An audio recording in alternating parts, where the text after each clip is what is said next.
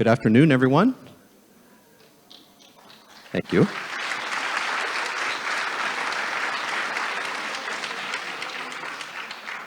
I'd actually like to begin our session this afternoon by transporting all of us to a concert hall for a performance by a symphony orchestra.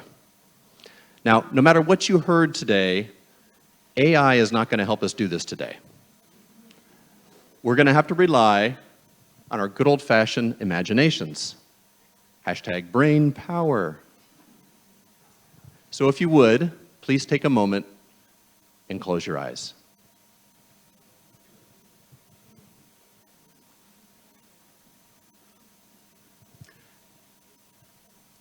Imagine yourself sitting in a concert hall, much like the auditorium here.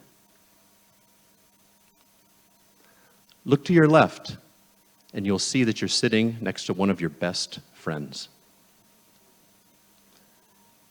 In front of you, you see the musicians of the orchestra playing their instruments on stage. You scan to the left and see the violin section practicing. Look to the right, and you'll notice the cellos.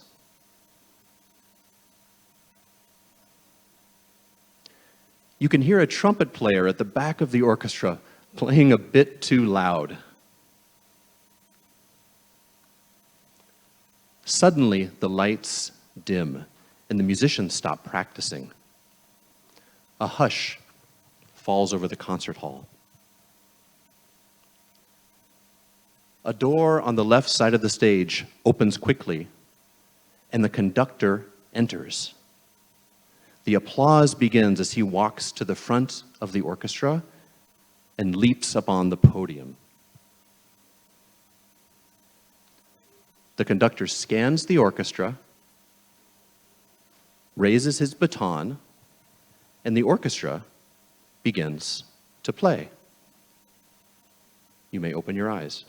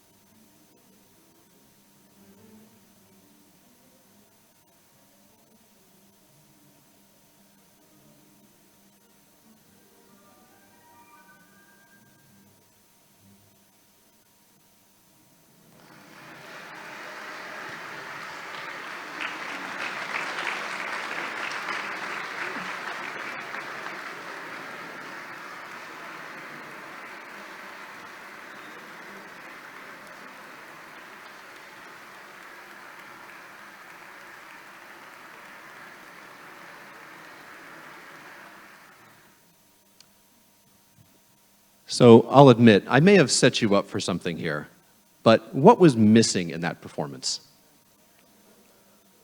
If you notice the conductor was missing, you're absolutely right. Maybe he had a bit of stage fright, I don't know, didn't make it out there. But in all seriousness, the conductor was not part of that performance. So if you've never experienced performing in an orchestra or a band or a choir with what is typically a conductor, you may be asking yourself now, well, what is the conductor's responsibility at all? What does the conductor actually do? You may have thought that the conductor is the person that starts and stops the orchestra. Well, that's not exactly necessarily the case. You may have also thought that the conductor was a person who summoned sounds from the musicians on stage, or maybe even created sounds themselves. That is what we see, and that is what we believe. But what if I told you that the conductor's responsibility happened before you even see the orchestra on stage? So what would happen if we took away the conductor from the entire orchestra process? Well, in 1972, a group of young musicians in New York City, just out of college, asked that very same thing. And they went on to record 71 albums, 3 of which won Grammy Awards. They performed in 46 countries, and to this date have played concerts across the globe for 51 years. By not including a conductor, they were not leaderless, they actually became leaderful. This group is the one you just watched. That's the Orpheus Chamber Orchestra, based in New York City. And although I typically serve as the trumpet player with Orpheus Chamber Orchestra, it's an absolute treat to be with you here today to talk to you about our unique model of shared governance, collaboration, and shared leadership. A model that I would say at the time of its founding was thought of and written about by the critics as being simply gimmicky, but it's actually, 51 years later, become respected and seen as a way forward for organizations interested in harnessing the collective creativity and experience of every person in the room on their work teams.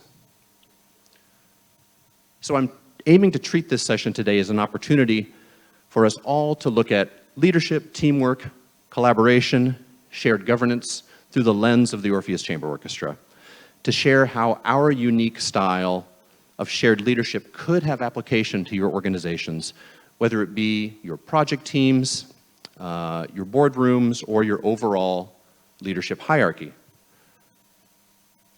Orpheus is an organization that was founded with a primary goal of engaging, as I said, each and every person in the room in the orchestra's complete decision-making and problem-solving and creative process, from the first notes of a rehearsal to the final chord of a concert on the Carnegie Hall stage. So let's talk about the role of the conductor and just get right at it within a traditional symphony orchestra. So you should know that in a traditional orchestra, the musicians are responsible for one thing and one thing only. That's playing their own individual part. In Orpheus, of course, we ask the musicians to learn their own individual parts and execute them to the highest level. However, we ask them to also take on the responsibilities of the conductor. So what were these Orpheus musicians yearning for 51 years ago when they started this? What does the conductor actually do, and what did the conductor possess that they wanted?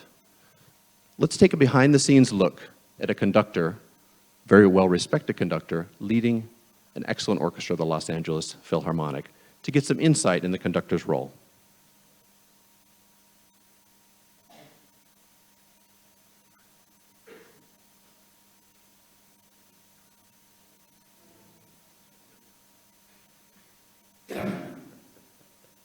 Okay.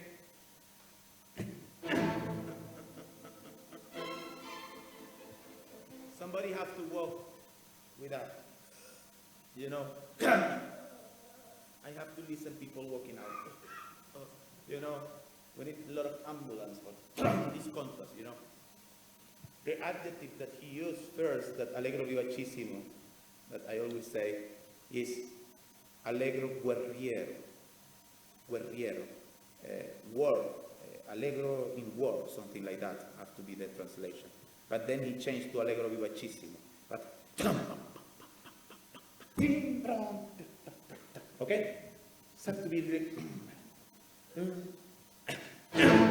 No, but clean. It's together. Here we are. One.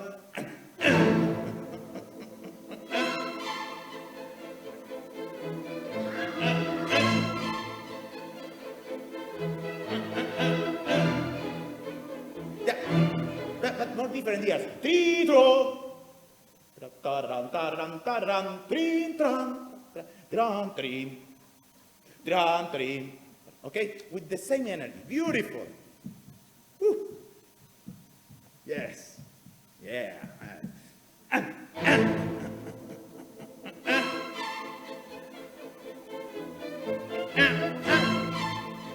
No, please, no.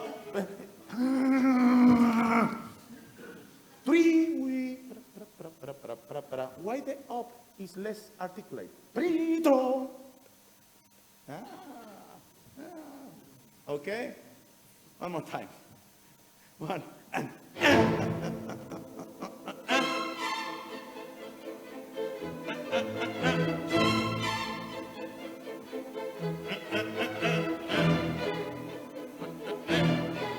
Normal. But normal together.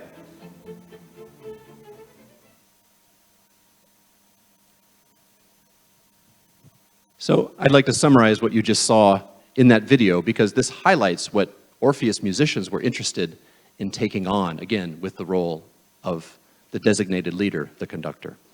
So most people notice immediately that the conductor is obviously the visual leader of the orchestra.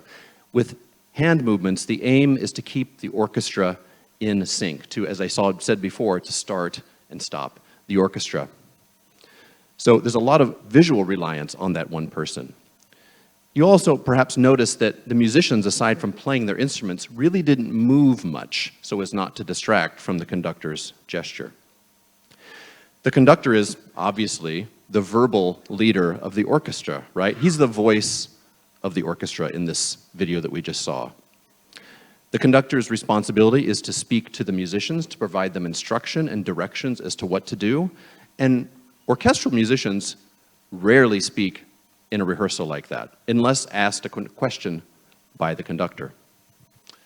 Now, getting a bit into what Orpheus was interested in with the conductor's role, the conductor is also the interpretive leader of the orchestra, meaning it's the responsibility of the conductor to bring a vision for how a piece should sound to the musicians on stage and convince them to follow their vision for the piece.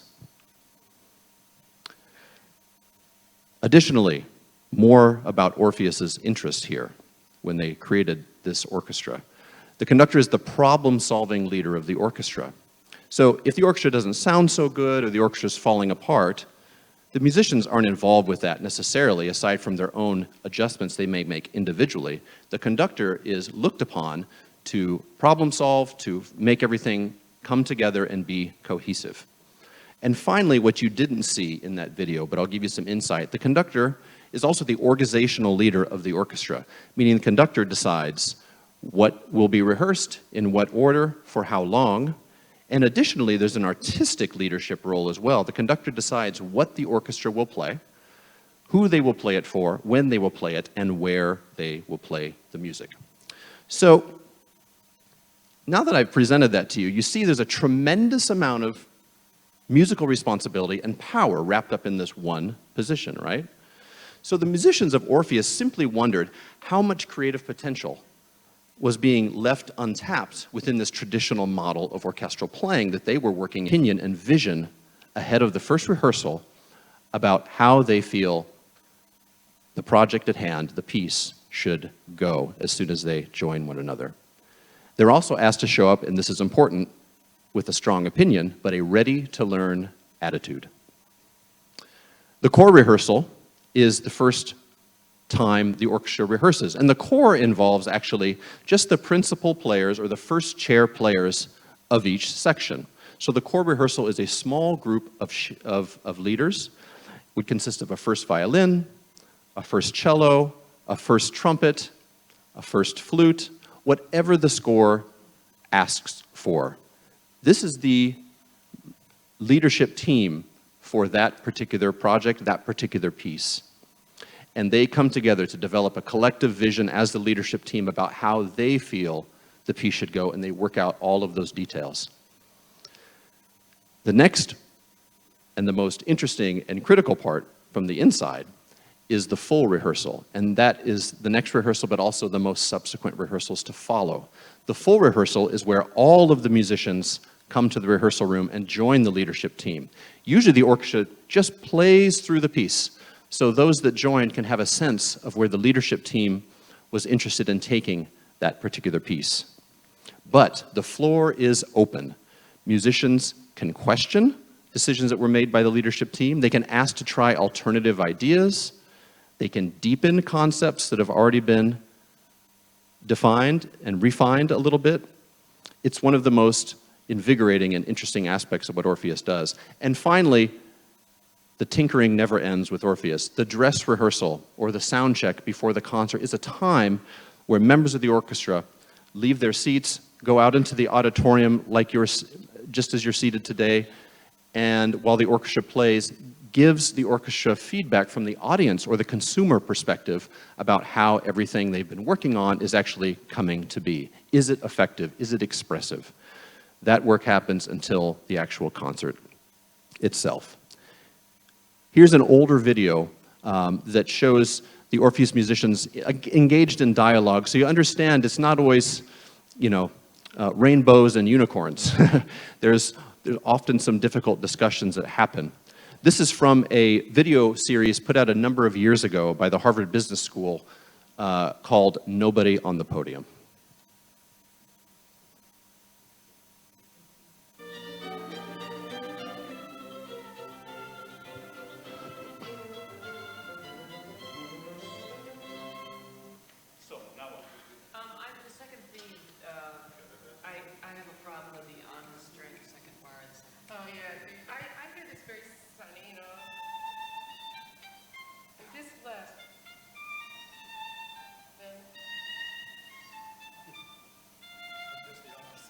I hear the second measure as a blossoming. Can I play not rushing, if anything, I feel like the bass line is pushing that instead of the opposite.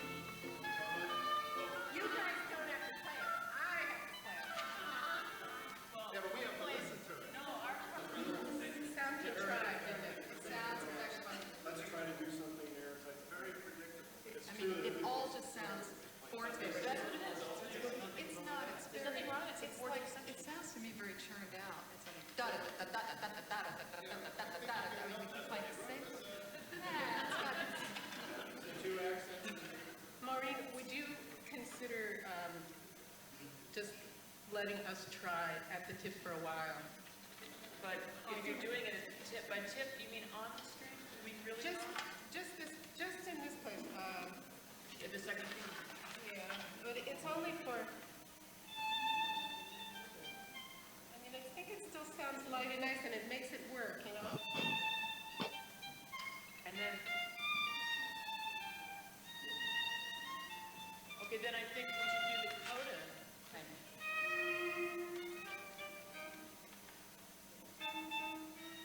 Fine. And then what? But why? Why not? Oh, why not? I love that quote. But why? Well, why not? We hear that a lot with each other. So I hope that gives you a good sense of like what it sounds like to rehearse with that particular and be in the same place, in the same time space with an orchestra like that.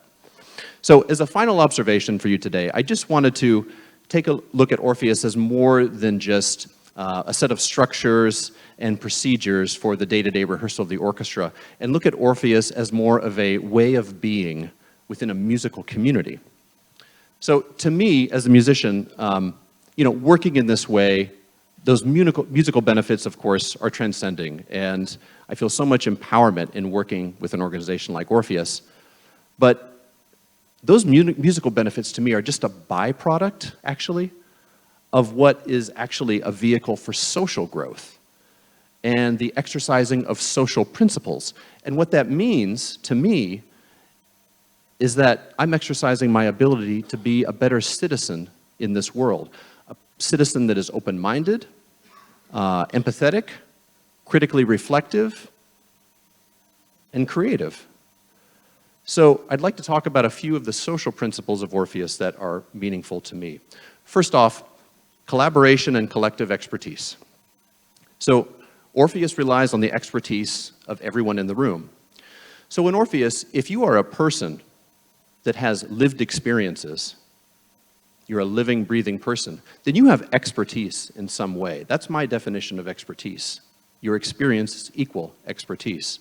It's the responsibility of Orpheus and the team to make sure that everyone's expertise and experiences are being shared and are being heard. Secondly, shared leadership and engaged followership. So, as I mentioned, Orpheus is a musical team that practices a rotating leadership model. The leadership changes from piece to piece to piece within a single concert. But they also practice what I like to call engaged followership as a result. So I know that if I'm in a leadership position on a particular piece and I elect to do something a certain way, I can bet likely my colleagues are going to question the choice or at least give me feedback and offer me some alternative opinions. It's inevitable in Orpheus, but it's healthy. Trust, mutuality, and respect. So this brings up a story about the great jazz saxophonist Branford Marsalis, who we'll be playing with actually in a week in a series of concerts and a performance at Carnegie Hall. Branford has played with us for a number of years. He's a magnificent musician. But he's famously quoted as saying after his first rehearsal with Orpheus, about 20, 30 years ago, he said, "Man, when you play with Orpheus, you got to leave your ego at the door." So what that really means is Orpheus is a collective of musicians that not only offer criticism, they respect one another, they listen to criticism, and they take it in. Collective creativity. So Orpheus relies on every member to contribute to the creative process. So what that looks like is I may have a strong set of beliefs as to how Mozart should sound.